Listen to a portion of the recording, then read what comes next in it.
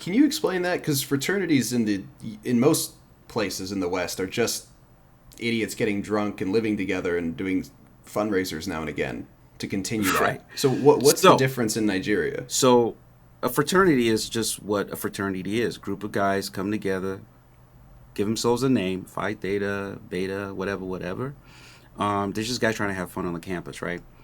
However, in Nigeria, it's a unique thing that happened. In um, After independence, after the Civil War, a lot of people are getting educated. The university campuses became sort of the voice of the people, right? In a sense. So a lot of the resistance to the military leadership came from the campuses. It was the professors and it was the students. So at some point, some of the military dictators decided that they needed to suppress that movement. And so what they did was they would plant, I guess, what you would call agent provocateurs on the campuses, right? Who would then sort of blend into groups that were influential on the campus and use those as a way to sort of gather intel so that the government knows when things are about to happen so they can move in and shut it down before it becomes anything. A lot of the protests that were happening at the time, that was how they were able to get wind of, whatever was happening so they could go in there and like shut it down before it, escalate or whatever. And so it starts as that. And then at some point, they start to arm these people so that they could sort of quell the resistance before the kids could get out of the campus. So, for example, they're organizing a student union type rally thing. Oh, we don't want this governor. He's not doing what he's supposed to do. This is what the Constitution says, yada, yada, yada. And someone starts a fight, and it's easy for people to fight when they're just fist fighting, but when someone pulls out a gun, it changes the dynamics, right? And they Hmm. realized that that was a very powerful way to suppress all of that. And so they armed them, and then that just sort of spiraled out of control. And then what started to happen was some of these groups started to have conflicts, and those conflicts would end up in gun violence. And so what used to be just fraternities then sort of started gradually moving more towards becoming gangs. And then at some point, because of the secrecy and all of these oaths they have to swear when you join these fraternities, it's sort of moving more towards becoming cults. Okay, I was going to ask for clarification on that because there's nothing religious about the cultism. It's more just the honor code. Correct. Okay. Correct. So it's almost like a blood crips type, gang type situation, where you don't even get recruited into these fraternities. At one point, you couldn't be recruited unless you were a soldier, so to speak. So they targeted specific kinds of individuals to bring into those fraternities, and they were still operating on the campus as just simply fraternities, but there were all these conflicts. They were fighting. They hired essentially killers, to go from campus to campus. They started taking people out, like, oh, if you weren't aligning with things that they needed to be done. And then also, when we started moving more towards like democracy, the military folks would use these gangs to disrupt a lot of the activity on the campuses and off the campuses as well. Oh So they pretty wow. much had free reign. If they got caught, they were let go because obviously they were working for people in the government. Hmm.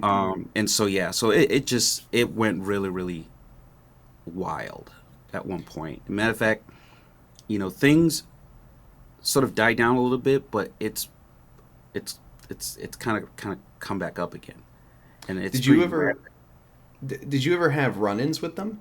Oh yeah, oh yeah. I had no idea. I just moved from Kaduna. I didn't know that this stuff was happening on the campus.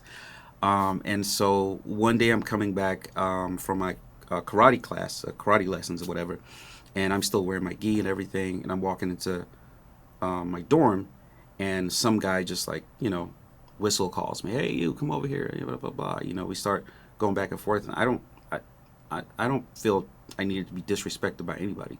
From where I was coming from, everybody's equal. Like showing up to this place where somebody feels like they can just like whistle call me from across the street and Hmm. ask me to sit down. He needs to talk to me, and I blew him off, Did you and know who he was? I had no idea. I had no Okay. idea. I just knew they were just a bunch of crazy guys that just hung out outside of the dorms, right? And so we get into an altercation, and somehow, I mean, I don't know what he was thinking. I was out there in my karate gi. He definitely should have known that that was probably not a good situation for him. So, long and short, I kick his ass. And as soon as he's down, I sense tension. And there's like a big crowd that is gathered, right? And so now I'm feeling a little unsafe. And I'm thinking, hold on a second. Are these people watching because they're just watching? Or am I in a really dangerous situation without really knowing? I just felt something.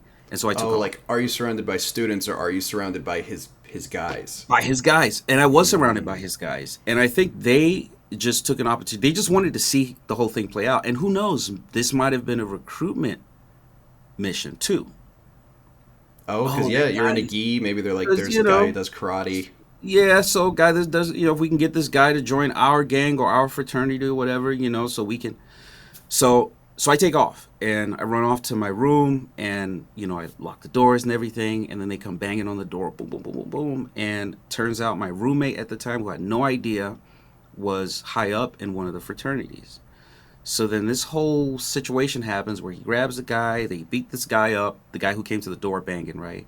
They beat him up. He's kneeling down in our bedroom. He's bleeding from his nose, his mouth. He's just like, you know. And so that night they schooled me. Oh, LD, yeah, let me tell you a little something. You probably have no idea this is going on, but this is this and that is that.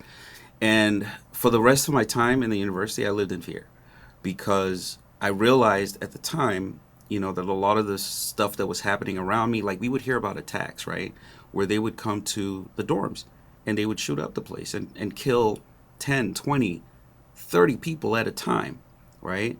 And we always just thought at the time, oh, there's some people in gangs and some bad actors from outside of the campus. But my understanding that night helped me realize that there was more of it going on around me than I paid attention to.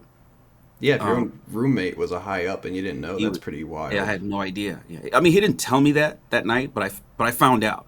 I mean, his whole persona, his reaction to the situation, how everything was squashed in the end. I mean, yeah, it would take an idiot to not realize. He never said, "Oh, I'm one of them," but clearly, And he didn't try to recruit you either. He wasn't like, no, he man, you didn't. kicked that guy's ass. And then he told me too. He was like, "Listen, I'm gonna do something for you. I'm gonna make sure that you're protected because I realized that you just didn't know, right? However, you're gonna have to appease these guys by bringing them a bottle of whiskey and some cigarettes every weekend for the next, I don't know, it was like 6 months or something." Oh wow, Yeah. Yeah. So, so it's an every expense. every Sunday, I have to bring him a bottle of whiskey, and some cigarettes, and go hand off to this dangerous looking guy, you know. But they, in a sense, protected me because they realized I just, didn't know enough to be in that world. I guess maybe they looked at me and just thought, yeah, nah, he's not a candidate. You know what I mean? To become one of theirs. Um, and I think it also helped that my mom was very kind to them, and they just thought, you know what, let's just keep this going because my mom would come and she would give me an allowance and she would give them money too. If she brought me food or brought me groceries or whatever, she would bring for them as well. So they kind of took me in as their little brother, so to speak, right? And Gotcha. so And they that came with the benefit of that protection. correct. So that's kind of how I got through. I say the first 3, 4 years.